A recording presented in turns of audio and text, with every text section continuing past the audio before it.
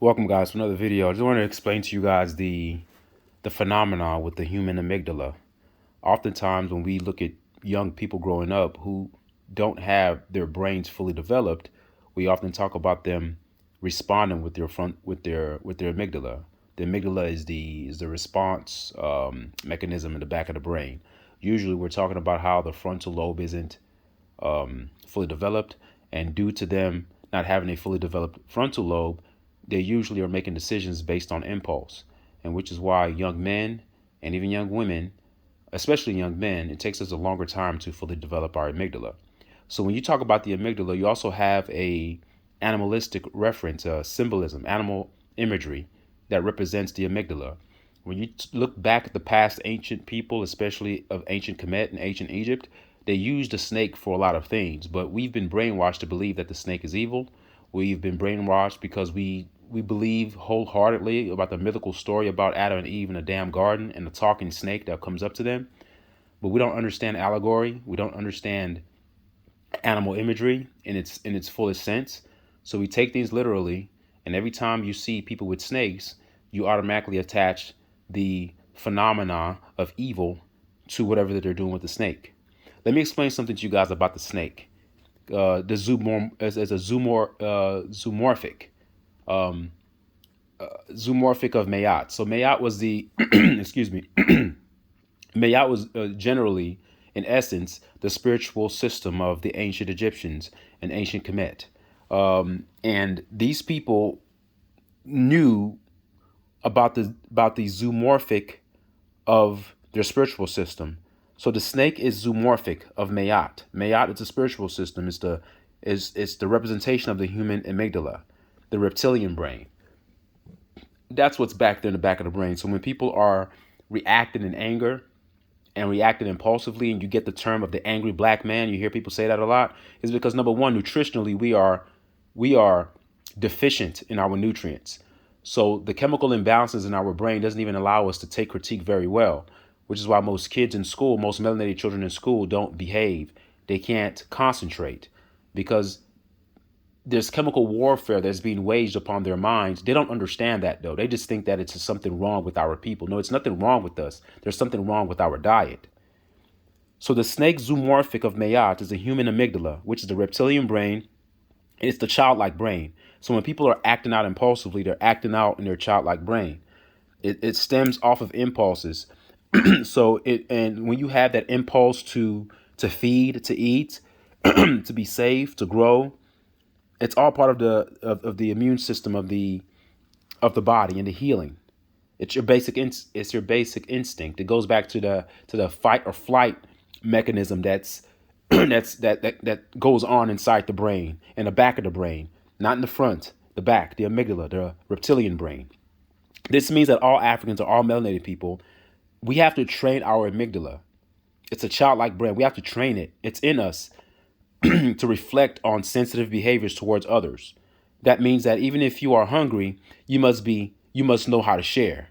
And it seems like a simple, basic concept, but believe it or not, it's really not that basic because the Caucasian has used this against us. So it's a dog eat dog world because we live in a free market economy and everyone is fighting to get the dollar in this damn rat race. Oftentimes, when we have people in our race, melanated people who do well, we have the bottom feeders who try to pull them down with the intent of pulling them down. Okay. So it's like it's the jealousy. It's like we're acting off of those emotions. Those emotions are there, but we have to understand how to compartmentalize those and still, put forth the best behavior out of that emotion. So just because you are angry and just because you are selfish doesn't mean you have to act selfish. You have to be able to control that. And that's why the frontal lobe is very important and the training of your amygdala is very important. So yes, a child can be hungry, but you have to teach that child how to share. An adult could be trying to find the best job, but you still have to do the right thing, even in the pursuit of seeking something. Okay? So I want you guys to understand that concept and get it clear through your heads that the amygdala needs to be trained. So self-reflection is needed of the amygdala. And the amygdala, like I said, is the reptilian brain. It's a reptile brain. It's two snakes. Okay? It's two snakes. And that's why if you see the medical symbol of medicine, it's a rod with two snakes going around it. Caduceus means two snakes. Asclepius is one snake. In the past, it was represented by one snake because the healing process was natural. It was ethnocentric. It was ethnomedicine.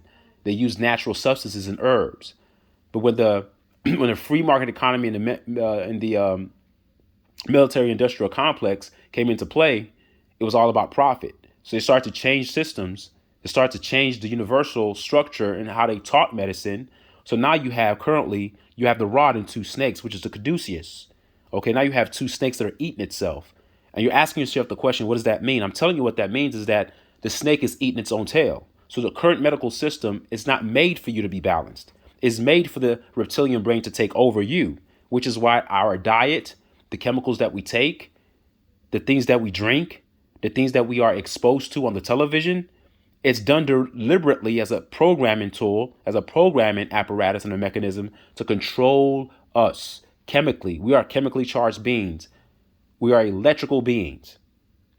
And if you can tinker with the biochemistry of a human being and the chemical structures in their brain, then you can affect the way they think. And then if you can affect the way they think, you can also affect the way that they behave.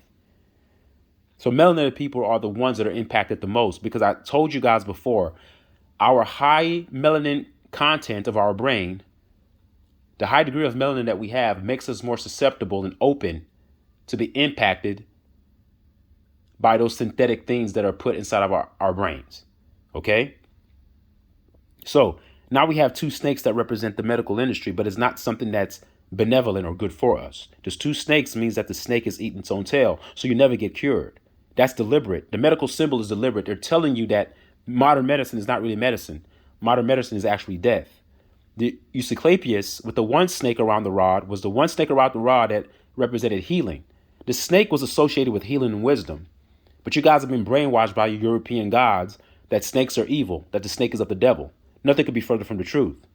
So what I want to do is urge you melanated people to control anger, control fear, control grief, control hate. Remember, I'm not saying eliminate these things. These things come, but control it. And don't be controlled by the reptilian emotion, by your reptile emotions.